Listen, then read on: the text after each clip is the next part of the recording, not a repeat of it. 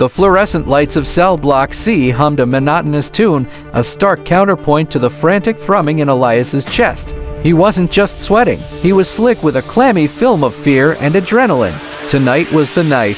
Tonight, he and 3 other improbable compatriots were about to dance with Lady Liberty, or at least, a version of her less ornate and more barbed wire-centric counterpart. For the past 6 months, the 4 of them had been meticulous. Elias, a former architect with a knack for spatial reasoning, had mapped the labyrinthine corridors of Blackwood Penitentiary. Marco, the hulking brute with surprisingly nimble fingers, was the muscle and the lock-picking maestro. Zara, a quiet woman with eyes that held the wisdom of ages, was their master of disguise and subterfuge. And finally, there was Finnegan, the weary, fast-talking con man, the master of distraction.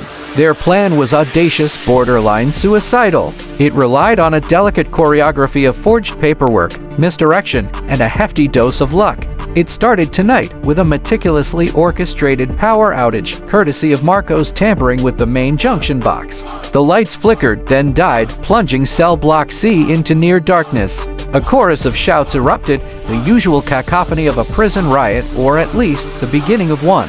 This was their cue. Elias moved quickly, slipping out of his cell, the fake ID nestled securely in his jumpsuit pocket. Marco, already out, had pried open the door to the maintenance corridor, the hinges groaning in protest like a tortured soul. They were on the clock, every second a liability. They navigated the darkened hallways, their footsteps muffled by the chaos erupting around them. Zara, disguised as a newly transferred guard, moved with an air of authority, barking orders that no one could hear over the din. Finnegan, meanwhile, had gathered a small group of inmates, inciting them to further commotion, drawing the guards' attention away from the real escape. They reached the laundry room, a cavernous space filled with the stale scent of detergent and damp fabric. Here, they found a small, almost forgotten ventilation shaft. Marco, with his brute strength, wrestled the grating free, revealing a narrow, claustrophobic passage. "Down we go," Marco grunted, his voice echoing in the confined space. They moved through the shaft, inching along the metal framework like cockroaches in the guts of a building. The air grew thick and stale, but they pressed on. Fear gnawed at their edges, but they were propelled forward by the combined forces of desperation and hope.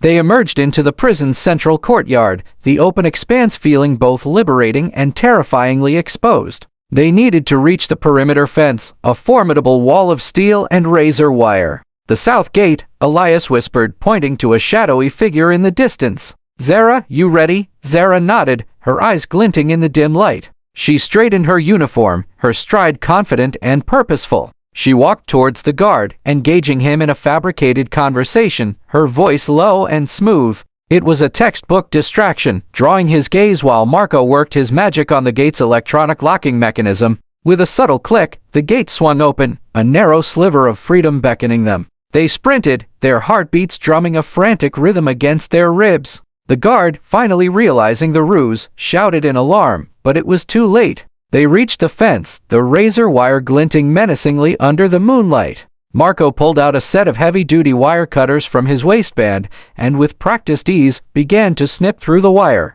Each snip was a spark of hope, but also a thread of discovery. Suddenly, a searchlight pierced the darkness, bathing them in its harsh glare. A chorus of barking dogs and shouting guards grew closer. "Run!" Elias yelled, his voice cracking with adrenaline. They scrambled through the hole in the fence, the razor wire tearing at their clothes, leaving burning trails of pain and freedom. They plunged into the darkness beyond, the harsh lights of Blackwood fading behind them, replaced by the cool, inky blackness of the night. They had escaped. They were free. But as they ran, they knew their ordeal wasn't over. They were fugitives now, hunted, but they were no longer prisoners. They were free, and in the heart of that darkness, they found a strange and exhilarating kind of hope.